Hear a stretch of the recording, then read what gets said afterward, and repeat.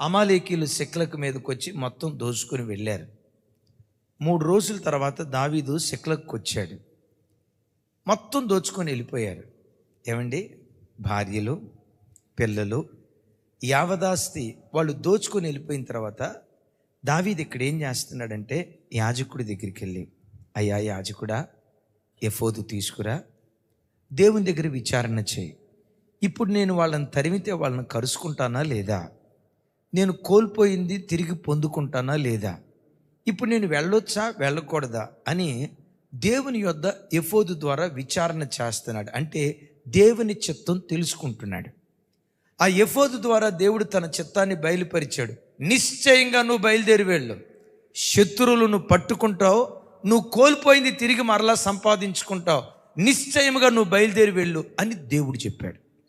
నేనంట దావీదులో ఉన్న గొప్ప గుణం, కోల్పోయిన దానికంటే శ్రేష్టమైన దాన్ని పొందుకోవటానికి కలిగిన కారణం, దావీదు ఎప్పుడు తన భావోద్వేగాలను బట్టి నిర్ణయం తీసుకోడు. వినండి మాట, తన ఉద్రేకాలను బట్టి అడుగులు వేయడు. తాను వేసే ప్రతి అడుగు దేవుని దగ్గర విచారణ చేసి, దేవా, నేను ఈ మార్గం గుండా వెళ్ళొచ్చా వెళ్ళకూడదా? ఈ నిర్ణయం నేను తీసుకోవచ్చా తీసుకోకూడదా? దేవుని యొద్ద విచారణ గైడెన్స్ పొందుకొని దేవుడు వెళ్ళమంటేనే తను వెళ్ళేవాడు. ఎప్పుడు బిడ్డలారా, నాకు సమస్యలు వస్తాయి, మీకు సమస్యలు వస్తాయి.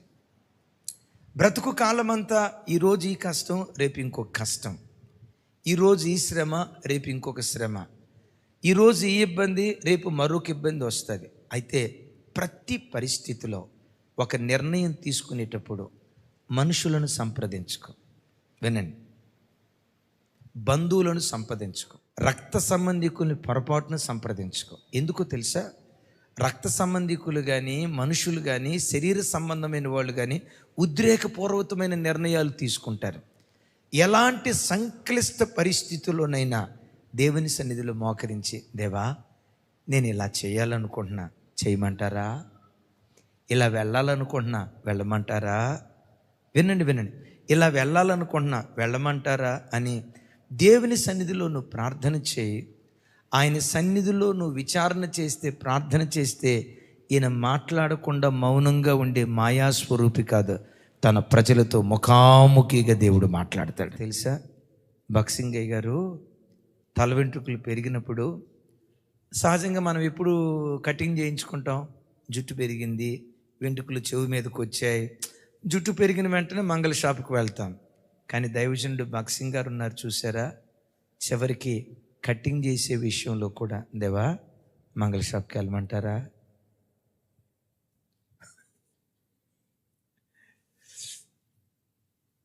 ఆ భక్తుల ఆత్మీయ స్థాయి చూడండి. దేవా, మంగళ షాప్కి వెళ్ళమంటారా? కటింగ్ చేసుకోమంటారా? ఇప్పుడు మనకు కొన్ని ఎట్లా ఉంటాయంటే, ఊరుకోండి మరి విచిత్రం కాకపోతే అన్నట్లుంటాయి. ఆ భక్తులు వేసే ప్రతి అడుగు దేవుని చిత్తాన్ని కనుక్కున్నారు. దేవుని చిత్తాన్ని కనుక్కుంటే ఏం జరిగిద్దో తెలుసా?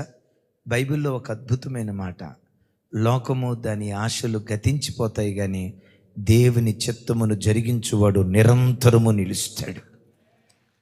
చాలాసార్లు మనం నష్టపోవటానికి బిడ్డలారా, నాతో సహా నష్టపోవటానికి దేవుని చిత్తాన్ని పక్కన పెట్టి నీ సొంత చిత్తం నెరవేరుస్తావే, నీ సొంత చిత్తం నీ నష్టానికి కారణమవుతుంది.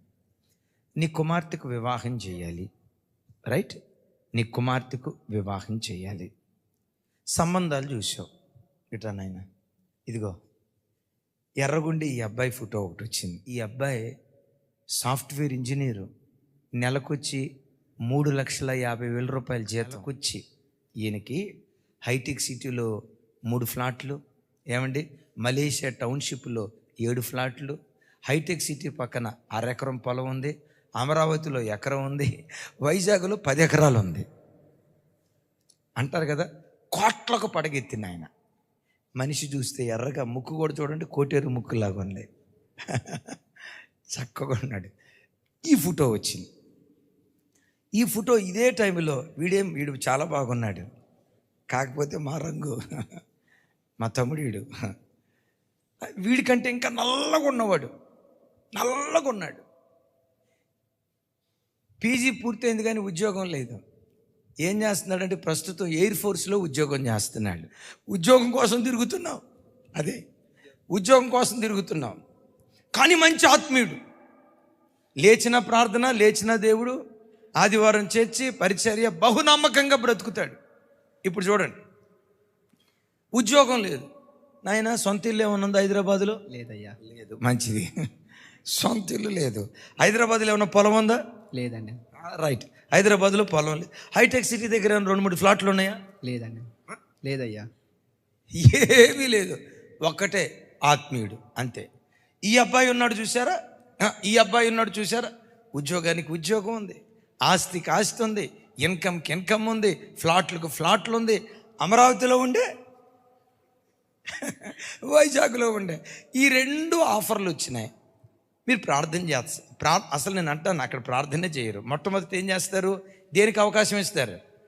మా తల్లి, ఇంకేముంది, అబ్బాయి చూస్తే బంగారం లాగా ఉన్నాడు, ఇంత ఉంది, సో ఈ అబ్బాయికే ఇచ్చి, దీనికి ప్రార్థనే ఉండదు.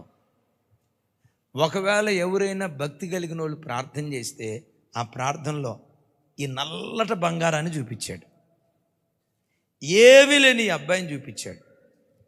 వెంటనే మీరు ఏమనుకుంటారో తెలుసా? తూచ్, ఇది దేవుని చిత్తం కాదు. దేవుడు వచ్చి, భక్త, ఈ బిడ్డనే తీసుకొని నీతో మాట్లాడుతున్నా, కలలో నుంచి తుల్లిపడి లేచి, సాతాను తన స్వరం వినిపించినట్టున్నాడు. ఏదేని తోటలో అవ్వ ఆదాములకి వినిపించాడు కదా కదా అమ్మా, నాతో సహా నేను ఏ విషయంలోనైనా ఈరోజు నష్టపోయిన స్థితిలో ఉన్నానంటే, దేవుని చిత్తాన్ని పక్కన పెట్టి స్వయానికి అప్పగించుకున్నానే, ఆ స్వయమే నాకు నష్టాన్ని తెచ్చింది. దేవుని చిత్తానికి తల వంచిన ప్రతిసారి ఆ చిత్తం చేసేటప్పుడు చేదుగా ఉందేమో, కానీ భవిష్యత్తులో ఆ చేదు మాధుర్యంగా దేవుడు మారుస్తూ వచ్చాడు.